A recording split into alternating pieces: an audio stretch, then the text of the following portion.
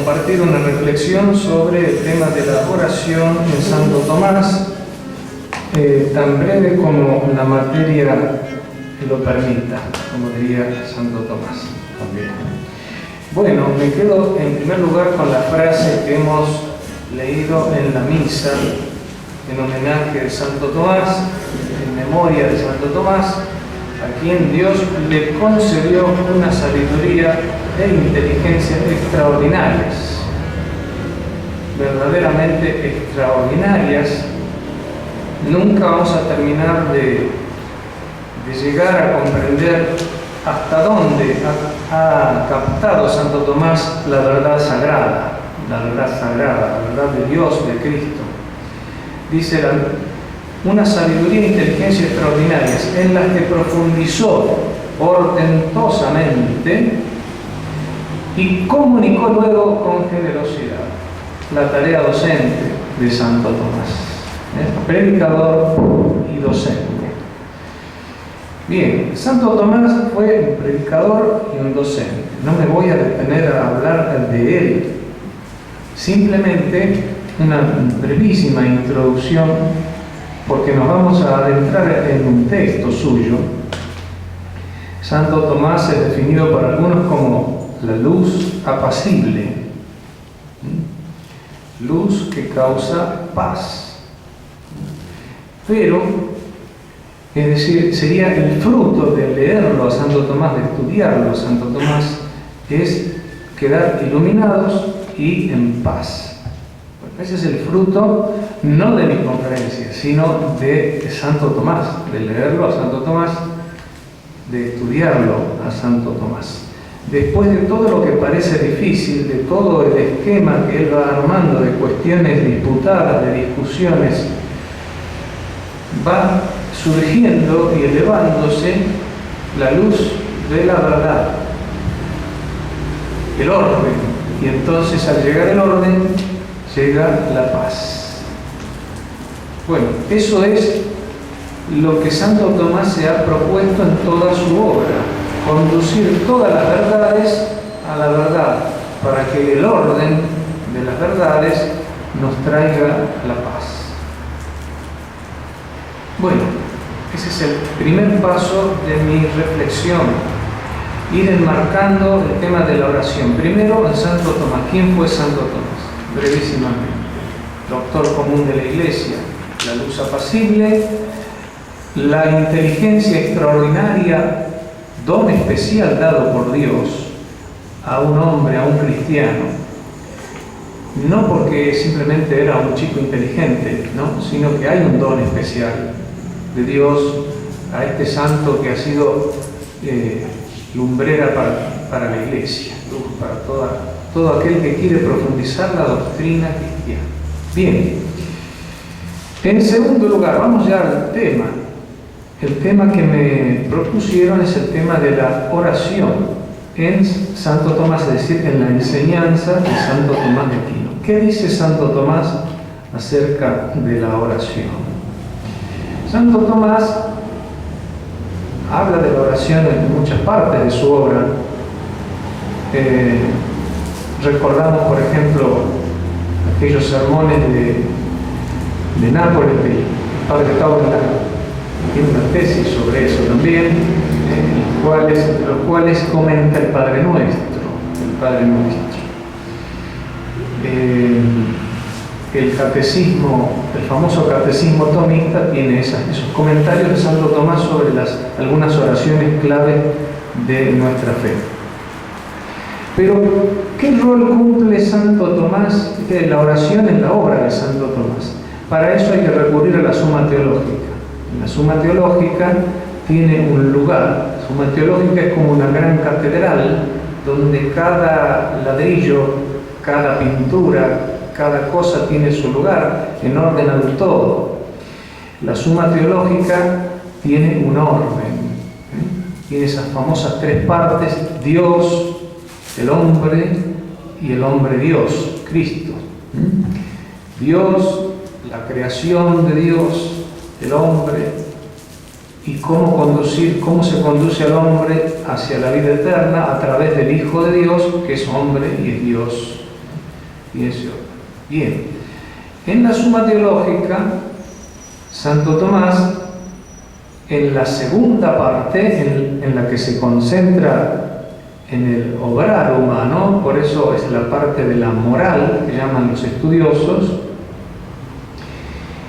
avanza siempre primero por cuestiones generales de la moral, como por ejemplo el fin último del hombre, los actos humanos, en qué sentido hay moralidad en los actos humanos, cómo se perfecciona el hombre por las virtudes, por la gracia, qué tiene que ver todo esto con la ley de Moisés, con la ley nueva del Evangelio. Va trazando todo un camino desde la moral, desde los grandes principios de la moral, para concentrarse en la última parte de esta segunda parte, en particular en las 7 grandes virtudes, las 7 llamadas virtudes fundamentales, que algunos de aquí los hemos estudiado juntos en el Centro Joseph Piper. Fe, esperanza, caridad, prudencia, justicia, fortaleza y templanza. Y termina esa segunda gran parte de la Suma Teológica con el Tratado de la Perfección Humana, en el que Santo Tomás se dedica a estudiar el tema de la contemplación y la acción en la vida humana, la vida activa y la vida contemplativa, qué rol juegan en la vida humana y de alguna manera cómo se ordenan entre sí. Bueno, ese es el itinerario. Después de sembrar todos los principios generales de la moral, va a lo particular y analiza estas 7 grandes virtudes, que son 7 grandes tratados que ya mencioné. Las 3 teologales, fe, esperanza y caridad, y las 4 morales, cardinales, prudencia, justicia, fortaleza y templanza. Siempre, como me gusta hacer notar a mí, siempre teniendo como fuente principal la sacra doctrina, es decir, la doctrina revelada por Dios, la ciencia participada por Dios a los hombres, ciencia de Dios y de los bienaventurados, que ha sido participada a nosotros por medio de la revelación. No se trata de un análisis meramente filosófico, se trata de un análisis que hunde sus raíces en la sacra doctrina. Y por eso, justamente, dentro de ese gran tratado de la justicia, ya se van ubicando, son 7 virtudes fundamentales, ¿no? Entre ellas la justicia. Dentro de la justicia le dedica un apartado a la virtud de la religión. La virtud de la religión, el hábito del hombre religioso. ¿Quién es el hombre religioso? El hombre religioso es el hombre cuyo acto central es dar culto a Dios, el que le da a Dios el culto debido. Sobre esto habría mucho que hablar también, ya que la religión, sostiene también Santo Tomás, que no reúne en sí todo el concepto estricto de justicia, porque a Dios nunca le podemos pagar lo que le debemos. En ese sentido, siempre vamos a estar en deuda, aunque en el sacrificio de la Eucaristía realmente se le da a Dios lo que se le debe, porque el mérito es de Cristo y no nuestro. Entonces, dentro de ese tratado de la justicia, que es dar a cada uno lo que le corresponde, está la religión, cuyo acto central es darle a Dios lo que le corresponde a través del culto. Y a su vez, dentro de ese tratado de la religión, de darle a Dios lo que le corresponde, sitúa Santo Tomás el tema de la oración como uno de los actos adjuntos al culto. Uno de los actos adjuntos al culto es un acto que entra en la órbita en la órbita de la virtud de la religión. El hombre religioso tiene diversos actos que figuran, si lo quieren leer después, en la Summa Teológica, como es el ofrecer sacrificios, la devoción, los actos de devoción. Bueno, un acto fundamental del hombre religioso es la oración. La oración. Bien, ahí llegamos al tema de la oración. Yo, para el que quiera, lo puede leer directamente a Santo Tomás. Yo voy a decir, en primer lugar, el orden que él le da al tema, y después voy a hacer un breve resumen. Ese es mi objetivo para hoy, un breve resumen de las grandes ideas que Santo Tomás nos transmite en este pequeño tratadito, que es una sola cuestión sobre la oración, pero es una cuestión que tiene 17 artículos, así que es bastante extensa como cuestión. Para que tengamos una idea de en qué está pensando Santo Tomás, voy a leer los títulos de los 17 artículos. 1. Si la oración es un acto de la potencia apetitiva o de la cognoscitiva. Interesante. Se pregunta en primer lugar si orar es un acto del afecto, del apetito o del conocimiento. Análisis psicológico, espiritual. 2. Si es conveniente orar a Dios. Es decir, acá se está preguntando hasta qué punto es necesario, es conveniente orar. 3. Si la oración es un acto de la religión, como mencioné hace unos momentos, si pertenece a la virtud de la religión. 4. Si se debe orar solamente a Dios o también a los santos, especialmente a la bienaventurada Virgen María. Es como si se adelantara los tiempos Santo Tomás. Después eso va a ser discutido por los protestantes. 5.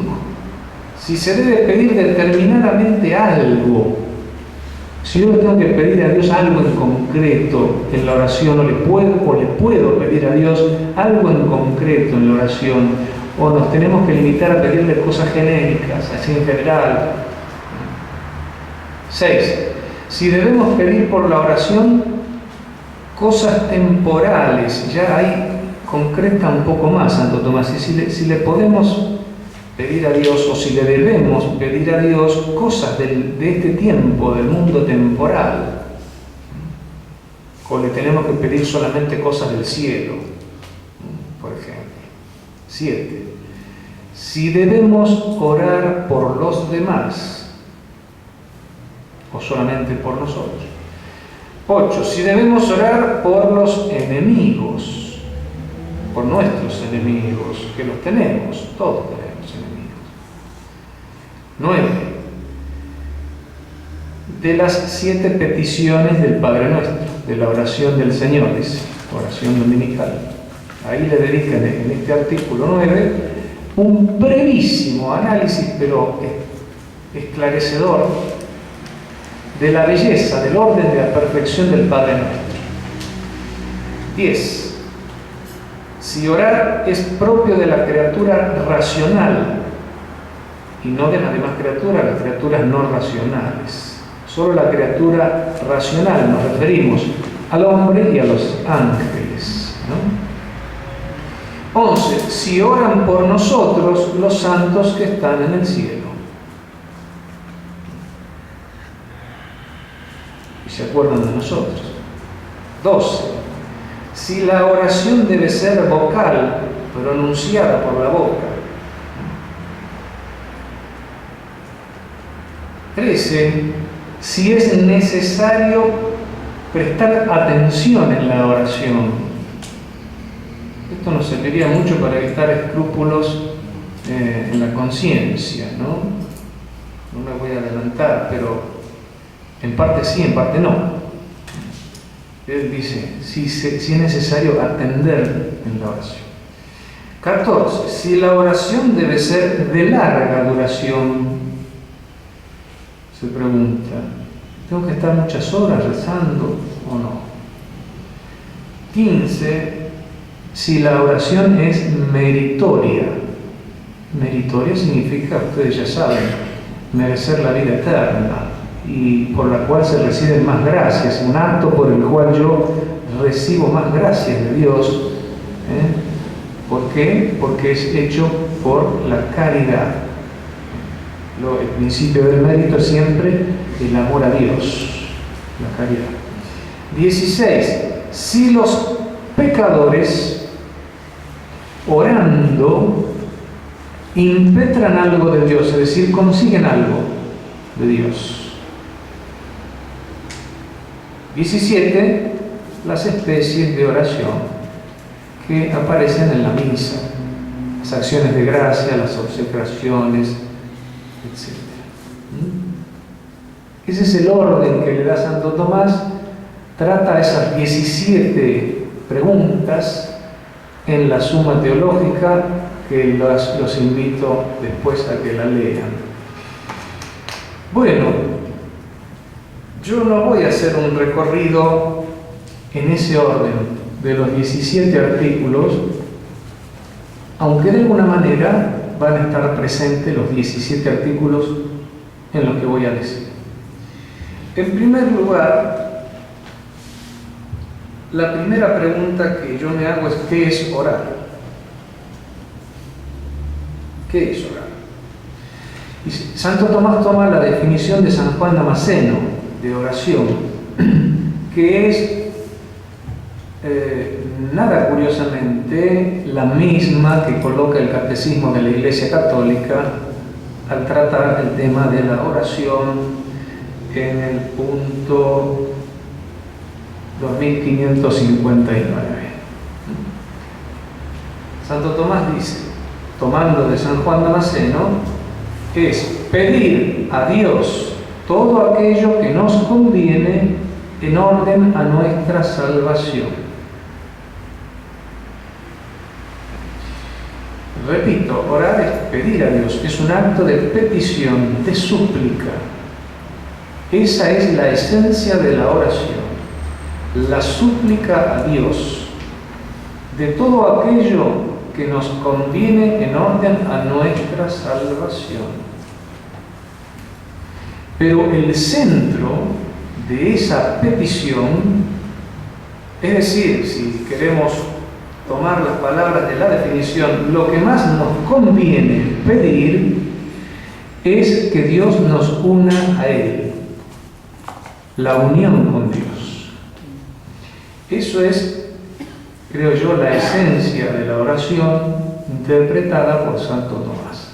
Orar es pedir a Dios todo aquello que nos conviene en orden a nuestra salvación. Principalmente lo que hay que pedir es que Dios nos una a Él. Y por eso, ya que se trata de pedir, dice Santo Tomás, orar es una actividad del entendimiento y no del afecto. Aunque interviene el afecto, por supuesto, por el afecto somos llevados a Dios, a desear a Dios.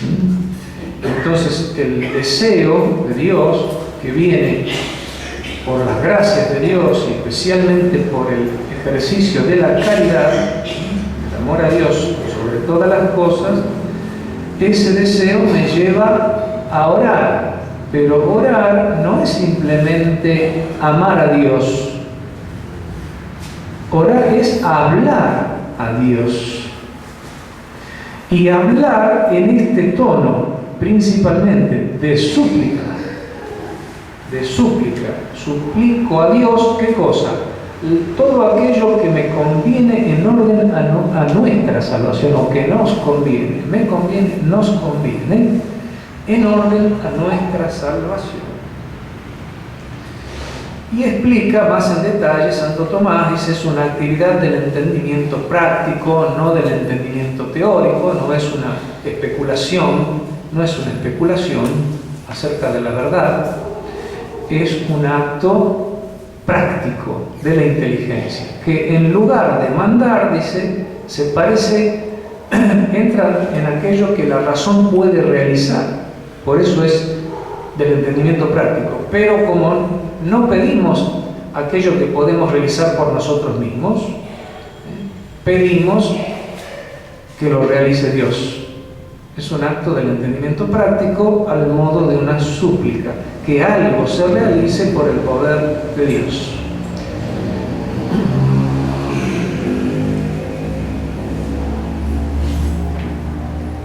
Bueno, y esto ya lo dije, la oración se inflama en la caridad, que impulsa el entendimiento a hablarle a Dios. El hombre es impulsado por la caridad a hablarle a Dios. El hombre desea hablar a Dios, desea esa felicidad de hablar con Dios. No solamente desea hablar para pedir cosas, sino que desea esa comunicación. Hablar con Dios es felicidad para el hombre, poder hablarle a Dios. De modo que el estar hablándole a Dios ya produce bienes en el alma. Bueno, la primera gran idea la cierro aquí, es ¿qué es orar? La segunda gran idea que quiero subrayar es que es un acto adjunto a la virtud de la religión. Pertenece a la órbita de la virtud de la religión, que es darle a Dios. ¿Por qué? Se pregunta Santo Tomás, ¿por qué? Si la religión es dar a Dios, el acto principal es dar a Dios lo que se le debe. Bueno, Santo Tomás dice que el que ora reconoce y venera a Dios como autor de todos los bienes, ofreciéndose a sí mismo a Dios y ofreciendo la oración misma. Dos cosas. Cuando oro, a Dios le ofrezco mi oración y me ofrezco a mí mismo a Dios. Y en ese sentido, es un acto que se adjunta al acto de justicia religiosa. Es decir, le doy a Dios lo que le pertenece. ¿Qué le pertenece? No solo la oración, todo mi yo. Yo mismo le pertenezco a Dios y por eso al orar yo me estoy ofreciendo a Dios. ¿Se dan cuenta por qué va uniendo Santo Tomás la oración a la religión y la religión a la justicia? De dar a Dios lo que le debemos. Le debemos todo nuestro ser, porque Él es nuestro creador y por lo tanto al orar yo me ofrezco totalmente a Dios. Y por eso la oración debe estar estrechamente unida a la Eucaristía, que es donde se realiza el culto perfecto, que se le da a Dios lo que se le debe. Se ofrece el sacrificio de Cristo, cuyo mérito es infinito. Entonces la oración sacada de la Eucaristía, es decir, sin tener en cuenta el centro de la vida cristiana, que es de la vida moral cristiana, que es la Eucaristía, carecería de sentido, porque un ofrecimiento mío, ¿qué valor tiene sin los méritos de Cristo? La oración debe estar unida al sacrificio de la misa, aunque yo puedo rezar fuera de misa, lógicamente, pero hay un orden de la oración a la Eucaristía. Y por eso cita Santo Tomás el Salmo 140, dice que la oración sube como el incienso hasta Dios, como un olor agradable a Dios que yo le ofrezco. A Dios le agrada mi oración. La oración es agradable a Dios como el incienso.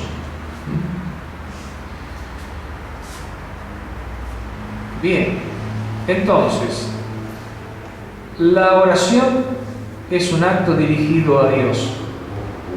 Pero ¿y los santos? ¿No rezamos a los santos acaso? Y a la Virgen sí. Les rezamos como intercesores, no porque por el poder de ellos se nos concedan las cosas, sino porque son intercesores para obtener cosas del poder de Dios. Siempre, Santo Tomás dice, subordinados a la única mediación universal de Jesucristo, ¿no? Pero sí, no solo es lícito, dice, es necesario, es convenientísimo pedirle a los santos, y especialmente, dice, a la bienaventurada Virgen María. Ellos, por su proximidad a Dios, saben pedir como conviene. Nosotros, como estamos lejos, no sabemos pedir como conviene, pedimos mal, y entonces no conseguimos cuando pedimos mal. Pero entonces, como diría San Pablo, viene el Espíritu Santo en nuestra ayuda y nos enseña a pedir como conviene. Pero ellos ya están cerca de Dios, unidos a Dios, y entonces saben qué es lo que tienen que pedir para nosotros. Y además, este argumento siempre es recurrente en la obra de Santo Tomás, en la arquitectura que Dios ha diseñado para el universo, para la creación. Dice: Dios quiere que los inferiores sean ayudados por los superiores. Este orden de lo inferior ayudado por lo superior es querido por Dios, y por lo tanto los más buenos ayudan a los menos buenos, los más santos los menos santos, y también a los pecadores, por supuesto. Bien, pasamos al tercer punto. Son 7. En el tercer punto yo trato de sintetizar lo siguiente: ¿qué cosas pedimos en la oración? ¿Qué pedimos? En la definición dice lo que nos conviene para nuestra eterna salvación. Bueno, pero vamos a hablar más en concreto. ¿Qué es lo que pedimos? Se pueden pedir muchas cosas en la oración. De hecho, pedimos muchas cosas en la oración. ¿Está bien pedir todas esas cosas? ¿Está mal cuando pedimos bien y cuando pedimos mal? Santo Tomás hace una distinción muy clara, dice, entre aquellas cosas que no se pueden usar para el mal y aquellas cosas que sí se pueden usar para el mal. Las cosas que no se pueden usar para el mal hay que pedirlas siempre con firmeza absoluta. Por ejemplo, las virtudes, la gracia, las bendiciones de Dios, es decir, las cosas que jamás podrían hacernos mal y jamás podríamos usarlas mal. Nadie puede usar mal la virtud o la gracia de Dios o los dones de Dios, los carismas, etc. En cambio, hay cosas que sí, que podemos usar mal, como la riqueza, el poder, etc. Todo lo que puedan imaginarse. Menciona ahí, rarísimo, pero menciona el caso de los casamientos por conveniencia, como un ejemplo. Pero bueno, debe ser que a lo mejor en la época, por la época era un ejemplo común. Y sí, pueden usarse para el bien o pueden usarse para el mal.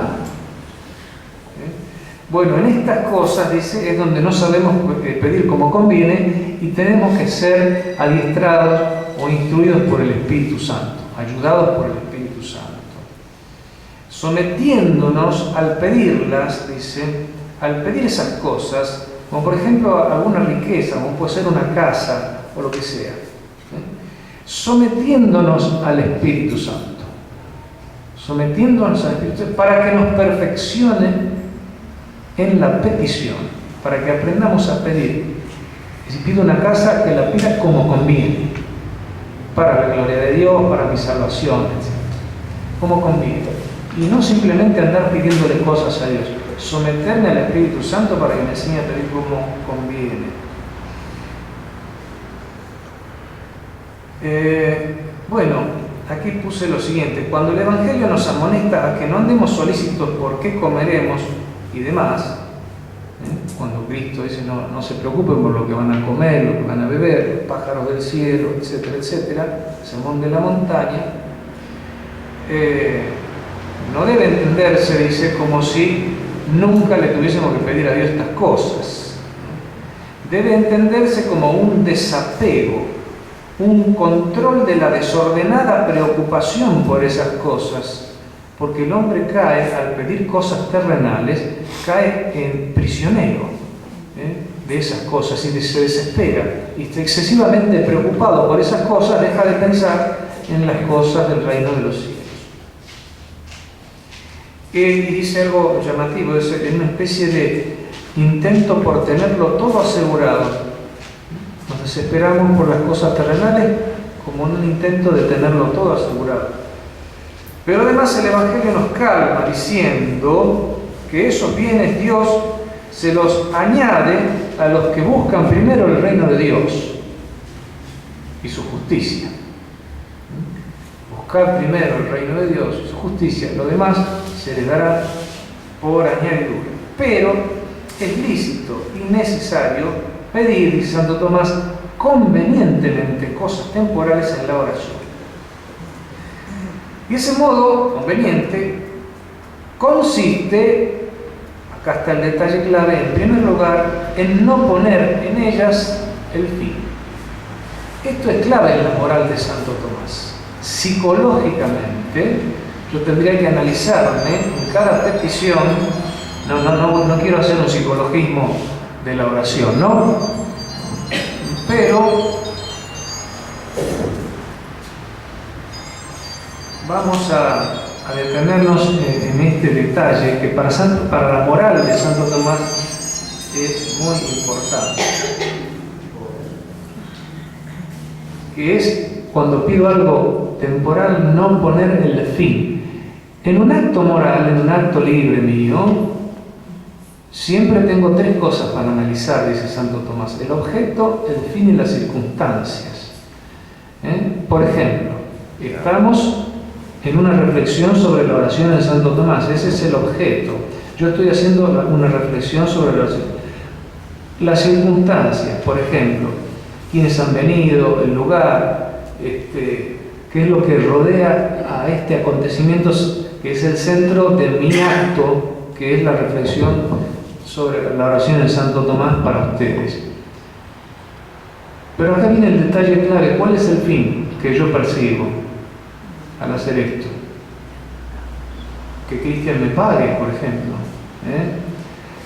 Podría ser un fin que yo le pongo a esta reflexión, y entonces está viciado el acto, porque parece bueno, viene a acercarnos a una reflexión de Santo Tomás, pero a la salida Cristian le paga. No. Bueno, Santo Tomás, en la moral de Santo Tomás es de capital importancia preguntarse siempre ¿para qué hago lo que hago?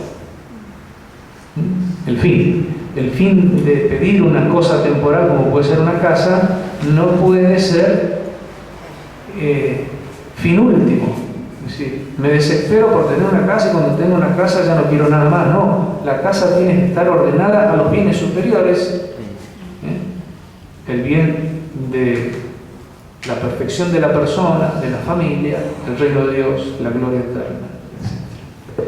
Es decir, el fin es de central importancia para saber pedir como conviene en la oración, en la súplica. Dice: considerarlas en orden al recto sustento de la vida corporal y para ser usadas en los actos de las virtudes. Mi casa, si no me sirve para que yo la use en los actos de fortaleza, de prudencia, de justicia, de templanza, de fe, esperanza y caridad, no sirve para nada. Mi casa debe ser usada por las virtudes, para las virtudes. Pero la preocupación excesiva por esas cosas, hay un exceso en el alma, hace que nuestro entendimiento sea absorbido, sumergido en ellas, y nos olvidemos de Dios. De Dios como fin último. Sí, no, yo creo en Dios, etc. Pero cuando hago negocios, me olvido de Dios. Entonces, Dios, en otro momento me ocupo de Dios. No. Todo lo que hago, incluso los negocios, tienen a Dios como fin último. Deben tenerlo.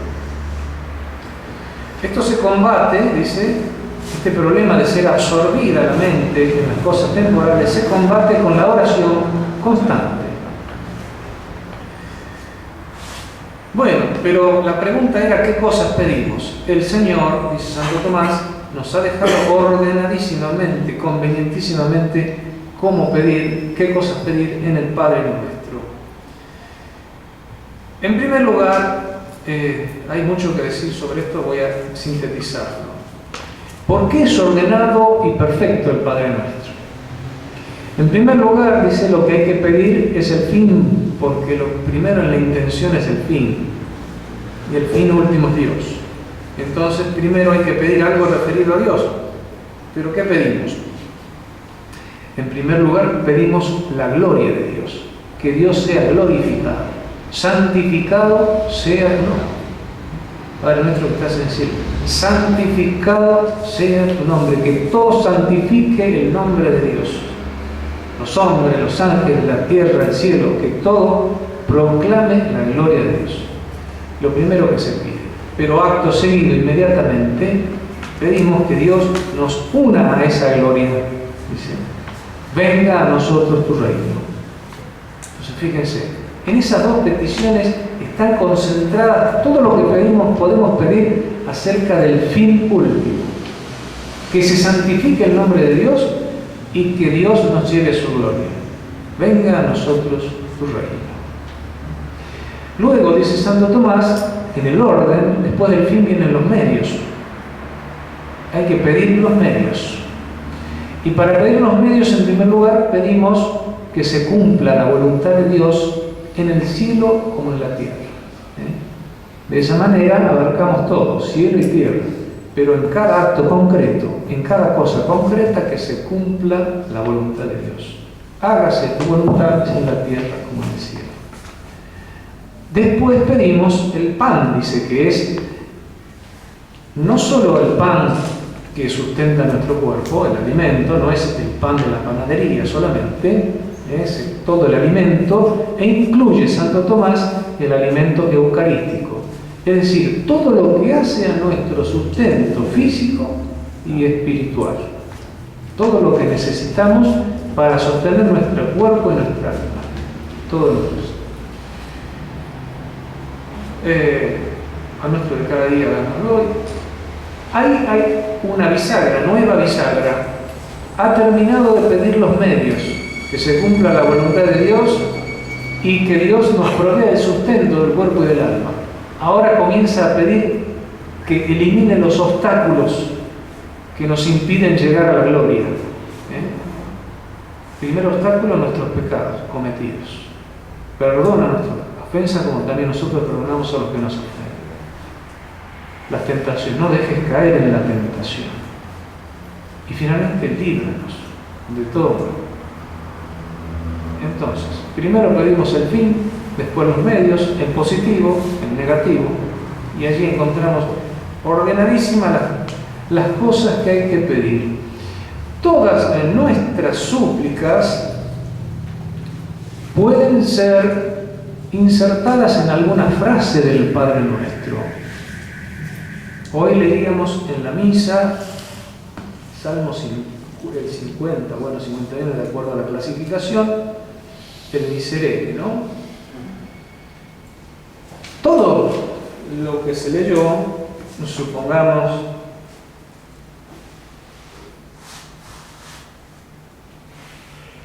donde dice: anúnciame el gozo y la alegría, que se alegren los huesos quebrantados, aparta tu vista de mis pecados. Y ahí estamos concentrados en esa frase del Padre Nuestro: perdona nuestros pecados.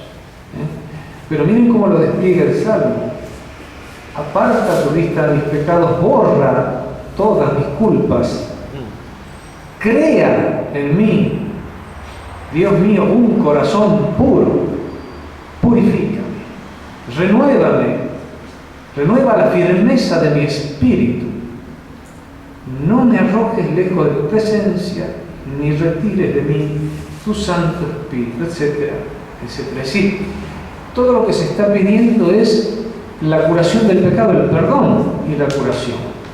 El perdón y la curación. Bien. Entonces, en la primera idea decíamos que es orar. Orar es hablar con el entendimiento, suplicándole a Dios lo que nos conviene para salvarnos. Es un acto de justicia en el cual yo me ofrezco a Dios y le ofrezco mi oración. ¿Qué cosas le pedimos? Las cosas que no se pueden usar para el mal y también las que pueden usarse para el mal, pero hay que aprender a pedirlas para usarlas bien. Las cosas temporales. Y el resumen se encuentra en el Padre Nuestro. Bien, ¿para quién pedimos? La cuarta idea, ¿no? ¿Para quién pedimos? Pedimos, como dice Santo Tomás, no solo para nosotros, pedimos también para los demás. Para los amigos incluyo a todos los prójimos, familiares, etc. Y para los enemigos.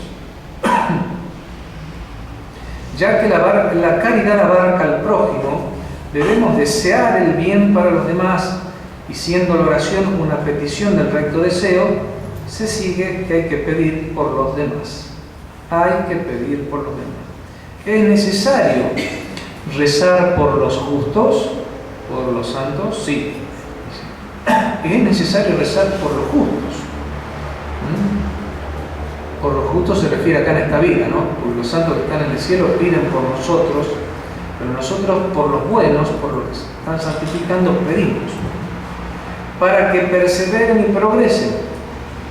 Queremos que sean más santos.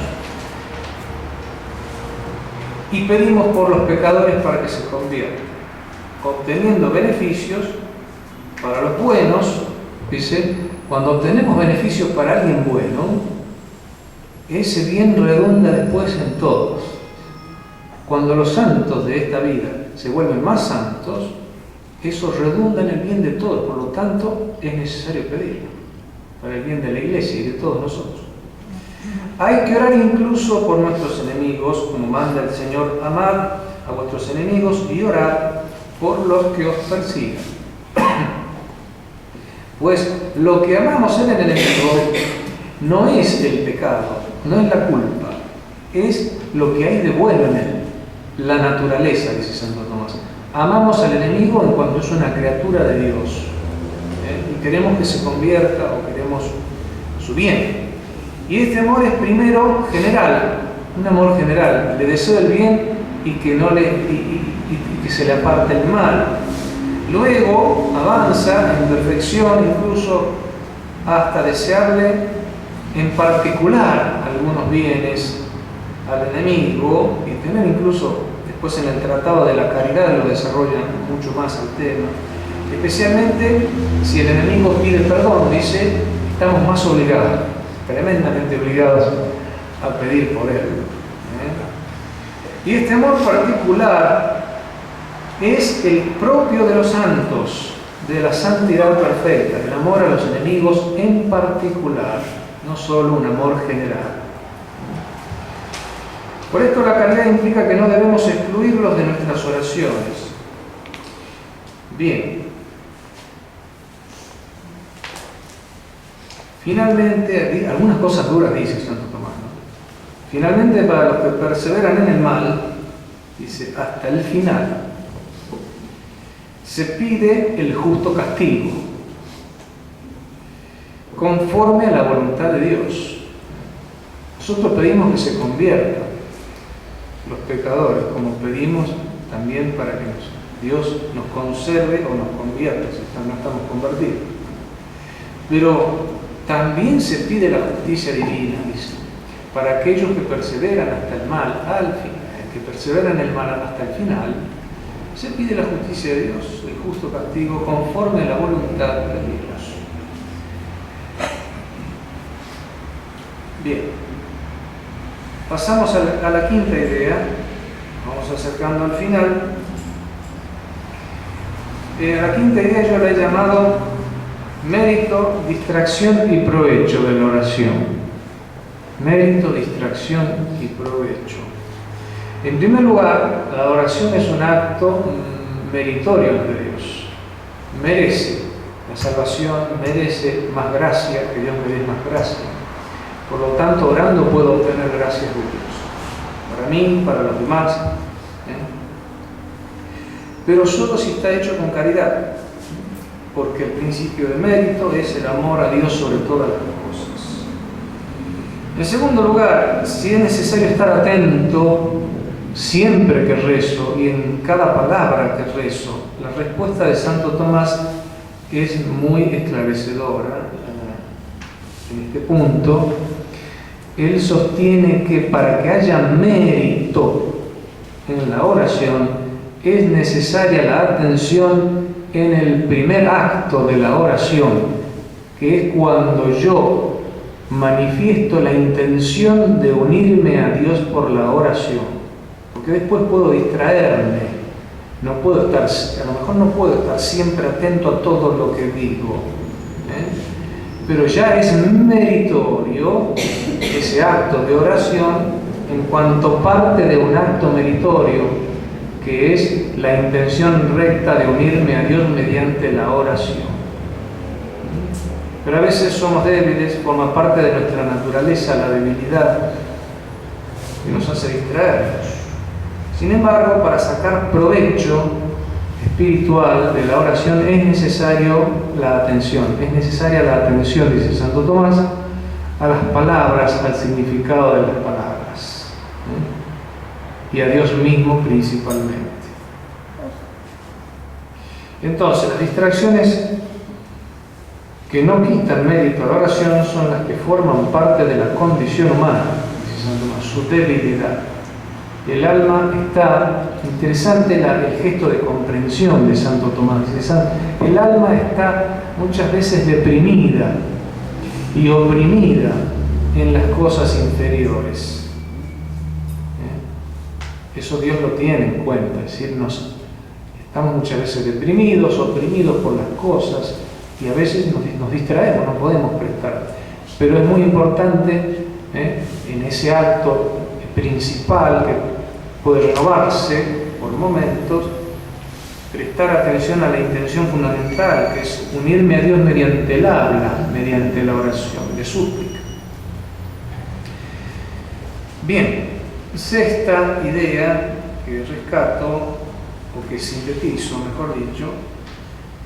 En realidad Santo Tomás lo trata al principio, pero yo lo quise tratar al final, ya para ir concluyendo. Y se pregunta si es necesaria la oración, o podemos prescindir de ella en la vida cristiana. Vamos a misa, pero no rezamos, no oramos. Y la respuesta es sí, es algo necesario, la oración es necesaria. Dios, dice, ha dispuesto a darnos algunas cosas solamente si se las pedimos por la oración. Y si no se las pedimos, no nos las da. Hay cosas que Dios nos da sin que se las pidamos. Eso ya lo conocemos, porque todos tenemos experiencia de haber recibido muchos dones de Dios sin habérselos pedido. Nos sorprende, nos asombra y nos lleva a actos de adoración, a acercarnos. Pero y las cosas que Dios está esperando que nosotros se las pidamos para darnos. ¿Por qué Dios ha dispuesto así las cosas? Porque nos quiere unir a Él. Y entonces, como la oración tiene como fin principal la unión del alma con Dios, del hombre con Dios, mediante el habla, es que Dios quiere que oremos. Ya sabe todo lo que necesitamos. Muchos dicen, no, pero si Dios ya sabe, como dice el Evangelio también, Dios ya sabe todo lo que ustedes necesitan. No abunden en palabras cuando recen. Eso lo dice Cristo. Sin embargo, recen. Y les enseña a rezar el Padre Nuestro. Y Él mismo se retira en numerosas ocasiones, ni bien podía, digo yo, zafar de la multitud. Se retiraba a orar, y oraba, y oraba. Bueno, la oración es necesaria porque el hombre necesita estar unido a Dios. La oración tiene que formar como la atmósfera permanente de la vida cristiana, no porque estemos todo el día rezando, no, sino porque se genera el hábito que hace que mi alma esté tensionada a hablar con Dios, a hablarle a Dios.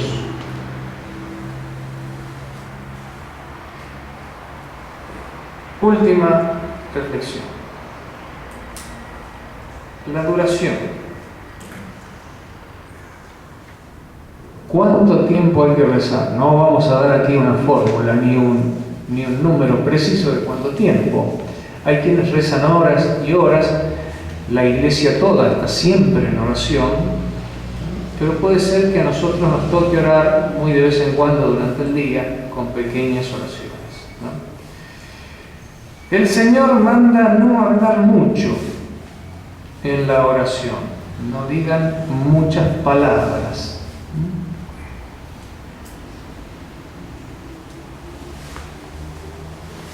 Sin embargo, estar mucho tiempo en oración no significa decir muchas palabras.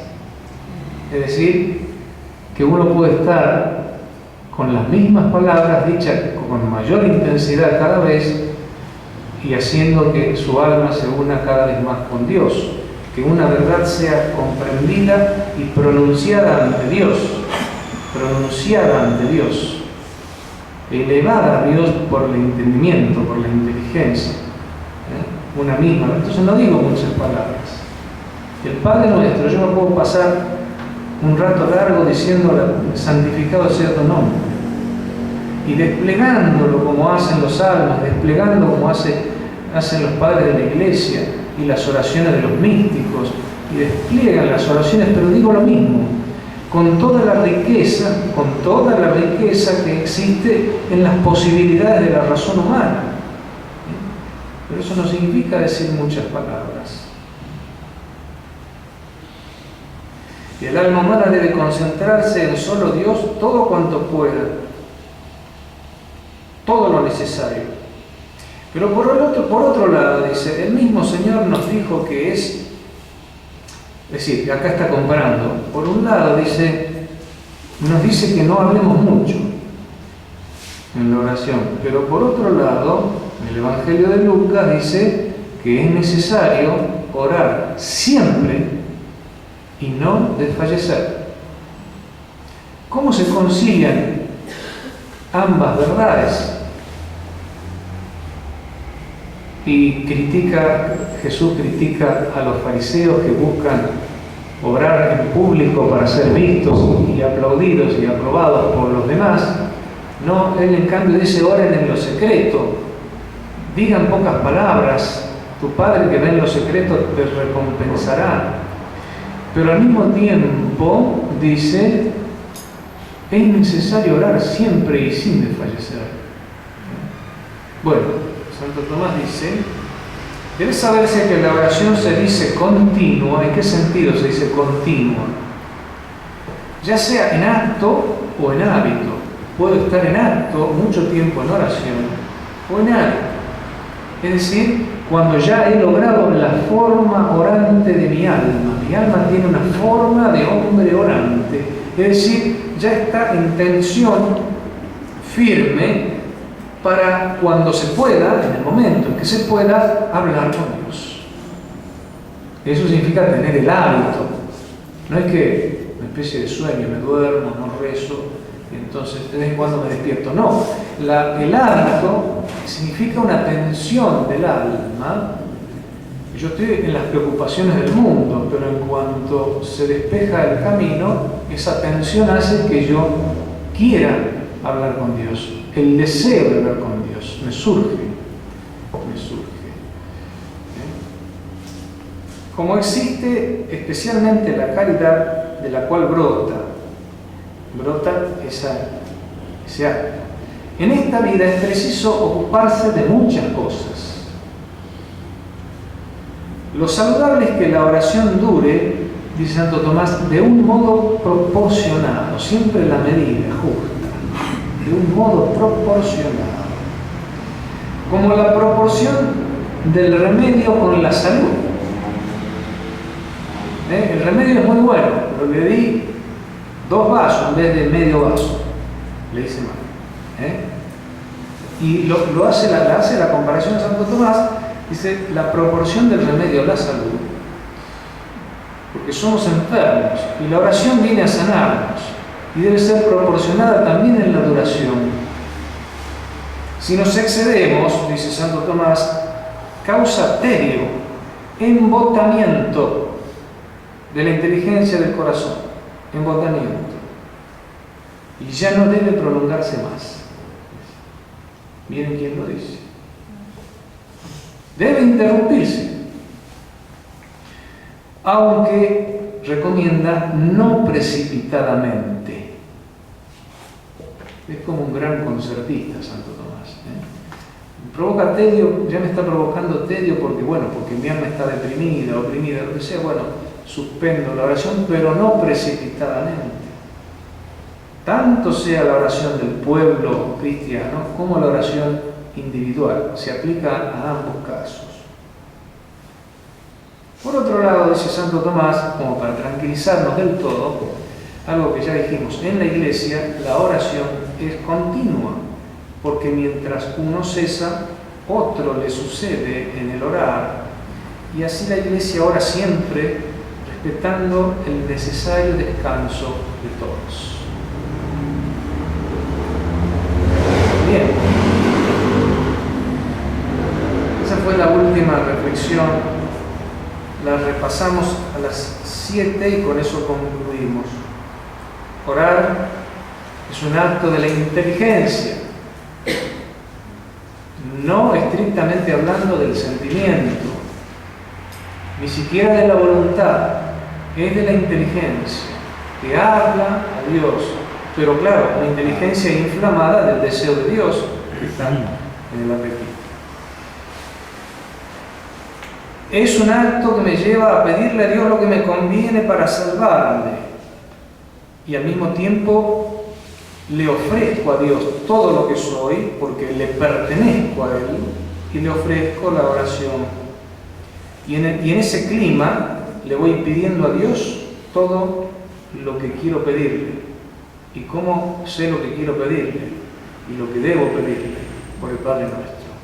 Aprender a meditar el Padre Nuestro, aprender a saber cuáles son las cosas que nunca pueden usarse mal, los bienes celestiales, los bienes espirituales, y pedirlos con fuerza, y a las cosas temporales aprender a pedirlas bien, pensando en para qué las quiero pedir, y pidiendo al Espíritu Santo que me purifique, que me enseñe a pedir las cosas como conviene, pidiendo para mí, cuarta idea, para los demás, incluso cosas para los enemigos,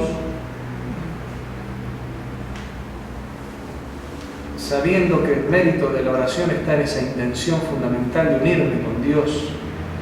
La intención fundamental, el fin de la oración, resulta para mi vida algo necesario porque hay cosas que Dios ha previsto dármelas solo si yo se las pido. Está esperando que yo le pida para unirme más a Él.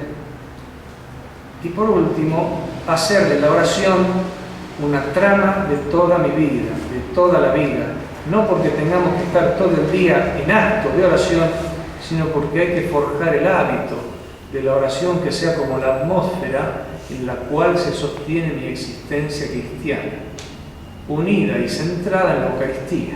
Ahí está. El acto de oración como elevación de la mente a Dios atraviesa todo mi tiempo y va como los latidos del corazón, cuando puede, cuando Dios lo dispone, se pronuncia en acto, y en un momento de recogimiento le habla a Dios, o cuando voy en el colectivo, cuando voy viajando, cuando voy caminando, y le habla a Dios. Luego se hace silencio, pero no he salido de la oración, trabajo en mis cosas, pero la oración sigue como hábito, como forma de mi alma, forma de mi alma. Bueno, yo creo que esa es la enseñanza de Santo Tomás. En el Catecismo podemos leer muchas cosas ricas sobre la oración. El magisterio del Catecismo es más actual y ha hecho todo un despliegue con citas bíblicas sobre el Antiguo Testamento, Abraham, Moisés, la oración de Moisés, de los profetas, la oración de Jesucristo, nuestro Señor, etc. Pero Santo Tomás nos ofrece esta síntesis que nos sirve para orientarnos en nuestra vida espiritual. Bueno, gracias por compartir conmigo la reflexión sobre la oración, y le doy la palabra a Cristian que termine la jornada.